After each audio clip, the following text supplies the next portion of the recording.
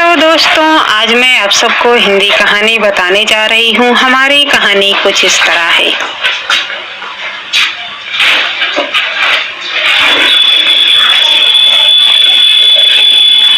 श्वेता को अपने रंग रूप पर इतना गुमान क्यों था? अंकुर की शादी के बाद कौन सा कमरा उन्हें दिया जाए? सभी कमरे मेहमानों से भरे हैं, बस एक कमरा ऊपर वाला खाली है।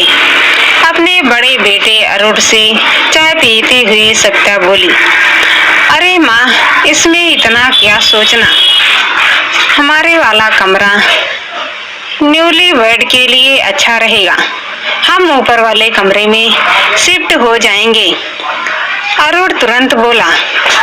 यह सुनकर पास बैठी माला मन ही मन बुदबुदा उठी कि आज तक जो कमरा हमारा था वह अब श्वेता और अंकुर का हो जाएगा। हद हो गई। अरुण ने मेरी इच्छाएं जानने की भी जरूरत नहीं समझी और कह दिया कि न्यूली बेड के लिए यह अच्छा रहेगा। तो क्या 15 दिन पूर्व ही हमारी शादी अब पुरानी हो गई? तभी ताई जी ने अपनी सलाह देते हुए कहा, अरुण, तुम अपना कमरा क्यों छोड़ते हो? ऊपर वाला कमरा अच्छा भला है, उसे लड़कियां सजा संवार देंगी। और हाँ, अपनी दुल्हन से पूछ भी तो लो, क्या वह अपना सुहाग कक्ष छोड़ने को तैयार हैं? और फिर हल्के से मुस्कुरा दी। पर अरुण ने तो त्याग की मूर्ति बन झट से कह डाला, अरे तुम, इसमें पूछने वाली क्या बात है? ये नए दूल्हा दुल्हन होंगे और हम 15 दिन पुराने हो गए हैं। ये शब्द माला को उदास कर गए, पर गहमा गहमी में किसी का उसकी ओर ध्यान न गया। ससुराल के रीति अनुसार घर की बड़ी महिलाएं और नई बहू माला बारात में नहीं गए। अतः बारात की वापसी पर दुल्हन को देखने की बेसब्री हो रही थी। गहनों से लदी छमछम करती श्वेता ने अंकुर की संग जैसे ही घर में प्रवेश किया, वैसे ही कई स्वर उभरे उठे। वाह, कितनी सुंदर जोड़ी है, कैसी दूध सी उजली बहू है। अंकुर की यही तो इच्छा थी, लड़की चांद सी उजली हो। बुआ सास दूल्हा दुल्हन पर रुपया बरसाती हुई बोली। माला चुपचाप एक तरफ खड़ी देख सुन रही थी। तभी सत्या जी ने माला को नेक वाली थाली लाने को कहा और इसी बीच कंगन खुलाई की रस्म की तैयारी होने लगी। महिलाओं की हंसी ठिठोली और ठहाके गूंज रहे थे, पर माला अपनी कंगन खुलाई की यादों में खो गई। फूल और पानी भरी परात में जब माला ने 3 बार अंगूठी ढूंढ निकाली, तब सभी ने ऐलान कर डाला, भाई, अब तो माला की राज करेगी और अरुण का इसका दीवाना बना घूमेगा। पर माला तो अरुण का चेहरा देखने को भी तरसती रही। भाई की शादी की व्यस्तता व मेहमानों दोस्तों की गहमा गहमी में माला का ध्यान ही नहीं आया। माला ने कुंवारे सपने साकार होने को तड़पते और मन में उदासी भर देती। फिर भी माला सबके सामने मुस्कुरा बैठी रहती। शाम 4 बजे रीना ने आवाज लगाई, जिसे भी चाय पीना हो वह जल्दी से यहाँ आ जाए, और दोबारा चाय नहीं बनाऊंगी। ला, मुझे 1 कप चाय दे, फिर बाहर काम से जाना है। अरुण ने भीतर आते हुए कहा, ठहरो भाई, पहले एक बात बताओ, वह आपके हस्त विज्ञान व दावे का क्या रहा? जब आपने कहा था कि मेरी दुल्हन एकदम गोरी चिट्ठी होगी, यह बात तो अंकुर भाई पर फिट हो गई। कह रीता जोर जोर से हंसने लगी। अच्छा, एक बात बता, मन का लड्डू खाने में कोई बंदिश है क्या? अरुण ने हंसते हुए कहा। तभी ताई सास ने अपनी बेटी रीता को झपट दिया। यह क्या बेहुदी है? नई नवेली बहू है, सोच समझकर बोलना चाहिए। और अरुण ने तेरी भी मति मारी गई है क्या जो बेकार की बातों में समय बर्बाद कर रहा है। शादी के बाद अंकुर श्वेता हनीमून पर ऊटी चले गए ताकि अधिकतम समय एक दूसरे के साथ व्यतीत कर सके, क्योंकि 20 दिनों के बाद ही अंकुर को लंदन लौटना था। श्वेता तो पासपोर्ट और वीजा लगने के बाद ही जा पाएगी। हनीमून पर जाने का प्रबंध अरुण ने ही किया था। ये सब बातें माला को पिछले दिन रीना ने बताई थी। घर के सभी लोग अरुण की प्रशंसा के पुल बांध रहे थे, पर माला के मन में कांटा सा गड़ गया। मन में अरुण के प्रति क्रोध में ज्वाला उठने लगी। हमारा हनीमून कहाँ गया? अपने लिए उन्होंने क्यों कुछ नहीं सोचा? क्यों रोऊं, लड़ूं या क्या करूं?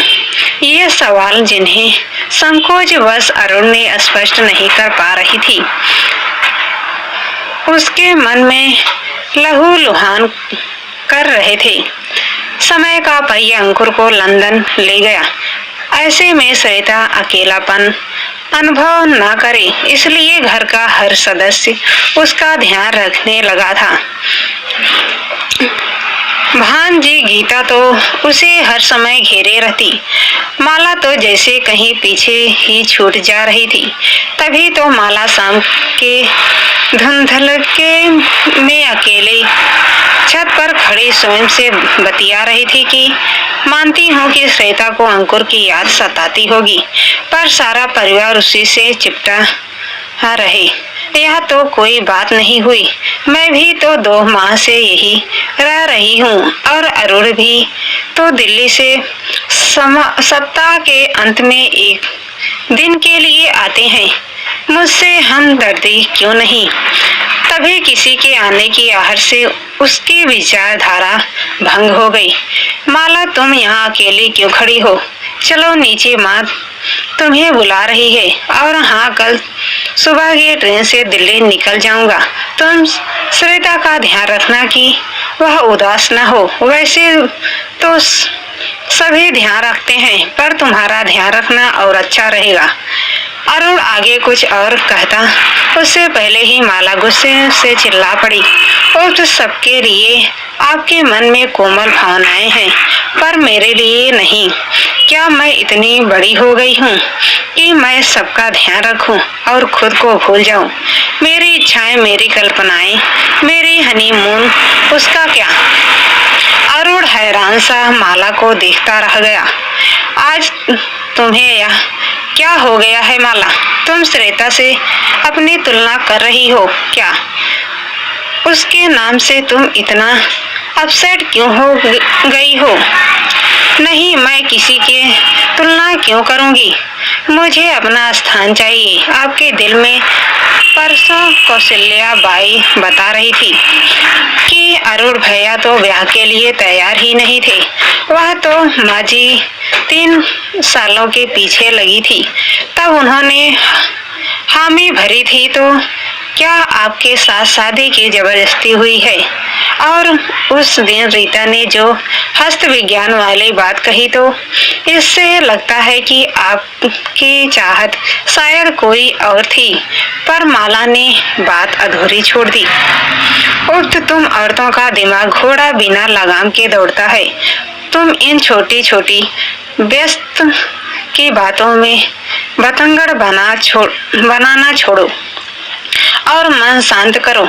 अब नीचे चलो, सब खाने पर इंतजार कर रहे हैं। वह दिन भी आ गया जब माला अरुण के साथ दिल्ली ही आ गई। यहाँ अपना घर सजाते संवारते उसके सपने भी संवर रहे थे।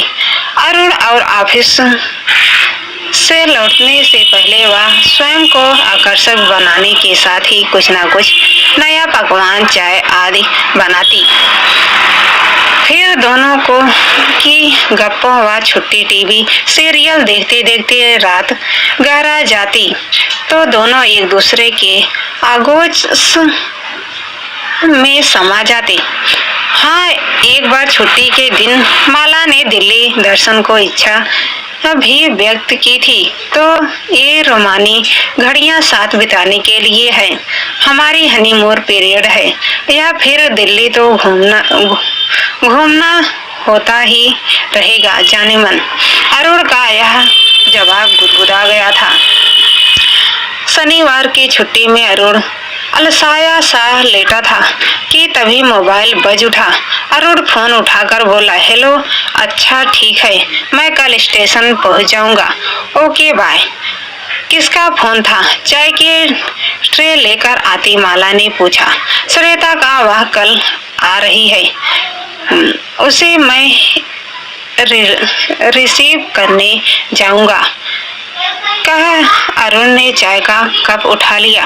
श्वेता के आने की खबर से माला का उदास चेहरा अरुण से छिपा न रह सका। क्या हुआ, अचानक तुम गुमसुम सी क्यों हो गई? अरुण ने उसकी ओर देखते हुए पूछा।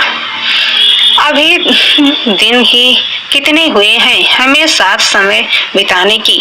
अरे यार, उसके आगे आने से तो रौनक हो जाएगी। कितना हंसती बोलती है, तुम्हारा भी पूरा दिन मन लगा रहेगा, सारा दिन अकेले बोर हो जाओगी।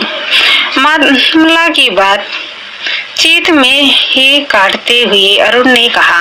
माला चुपचाप चाय की ट्रे उठाकर रसोई की ओर बढ़ गई। फिर वहीं श्वेता, वह अपने मायके या ससुराल में नहीं रह सकती थी कुछ महीने, फिर जल्दी आ रही है।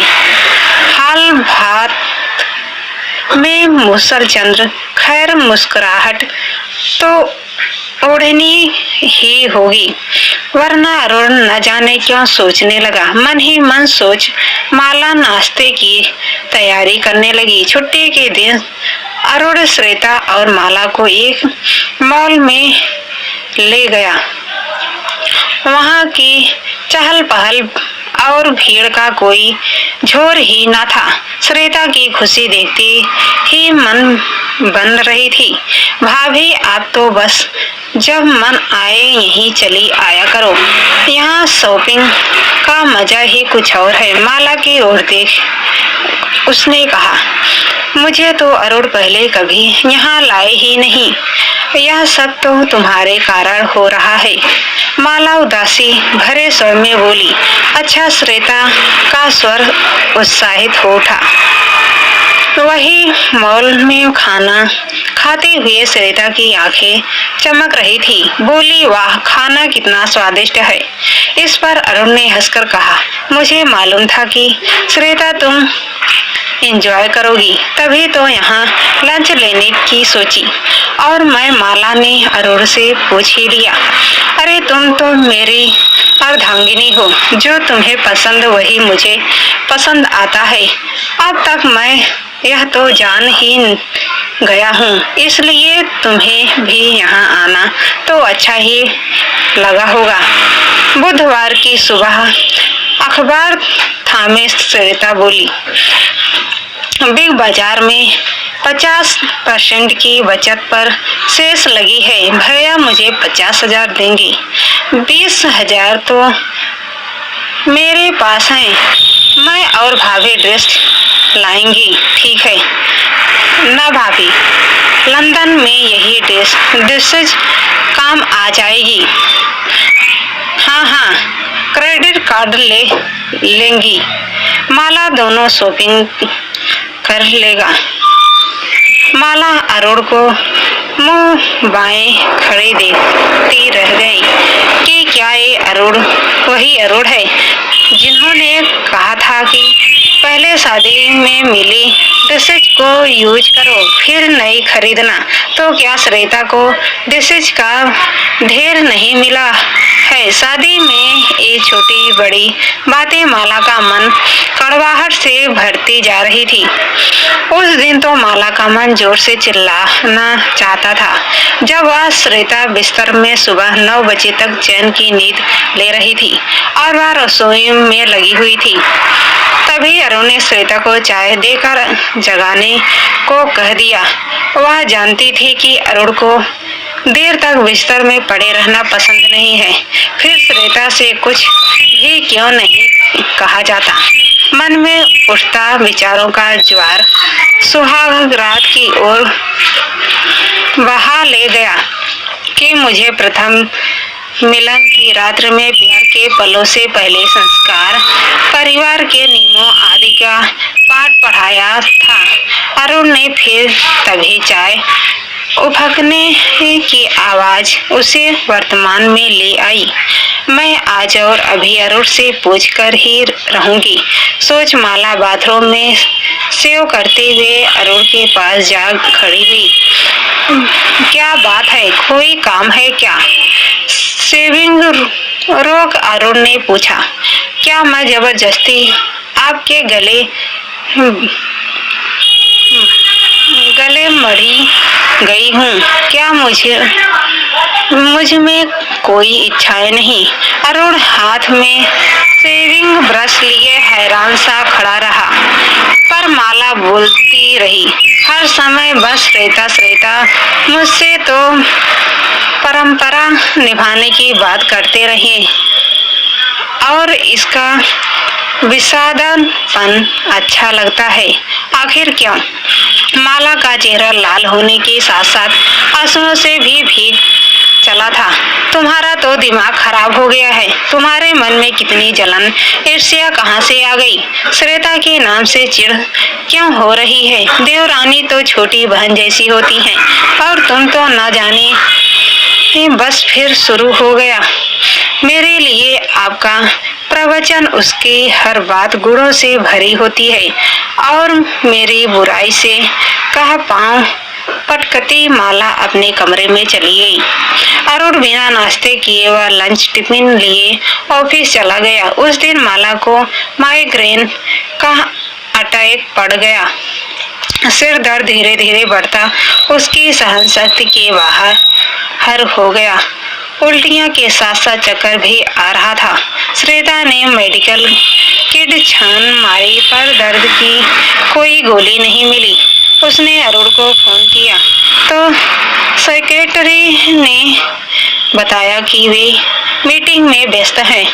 उधर माला अपना सिर पकड़ रोए जा रही थी। तभी श्वेता 10 मिनट के अंदर ऑटो द्वारा मेडिकल स्टोर से दवा की ले आई और कुछ मनोहार तथा कुछ जबरदस्ती से माला को दवा खिलाई। माथे पर बाम मलकर धीरे धीरे सिर माथे को तब तक दबाती रही जब तक माला को नींद नहीं आ गई। करीब 2 घंटे बाद माला की आंखें खुली। तबीयत में काफी सुधार था, सिर हल्का लग रहा था। उसने उठकर इधर उधर नजर दौड़ाते तो देखा श्वेता 2 कप चाय व स्कैन लेकर आ रही थी। अरे भाभी, आप उठो नहीं, यह लो चाय और कुछ खा लो। शाम के खाने की चिंता मत करना, मैं बना लूंगी। हाँ, आप जैसा तो नहीं बना पाऊंगी पर ठीक ठाक बना लूंगी, कह उसने चाय का प्याला माला को थमा दिया। माला श्वेता के इस व्यवहार को देख उसे ठगी सी देखती रह गई। क्या हुआ भाभी? मुझे माफ कर दो श्वेता, मैंने तो न मालूम क्या क्या सोच लिया था। तुम्हें प्रतिद्वंदी के रूप में देख रही थी कि और नहीं भाभी, और कुछ मत कहिए आप। अब मैं आपसे कुछ नहीं छिपाऊंगी।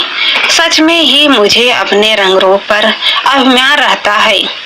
मुझ में इतना धैर्य नहीं जितना आप में है, इसलिए मैं आपको चिढ़ाने के लिए अपने में व्यस्त रही।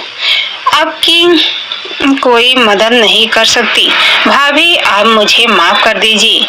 आपसे रिश्ते में भले ही देवरानी जेठानी है पर रहेंगी छोटी बड़ी, और फिर दोनों एक दूसरे के गले से लग गई। सच श्वेता, मैं आज से अपने मन को गलत दिशा की तरफ भटकने से रोकूंगी और तुम्हारे भैया से माफी मांगूंगी। अब श्वेता व माला एक दूसरे को देखकर मुस्कुरा रही थी। और अपनी गलती पर पश्चाताप करती रही। नमस्कार दोस्त।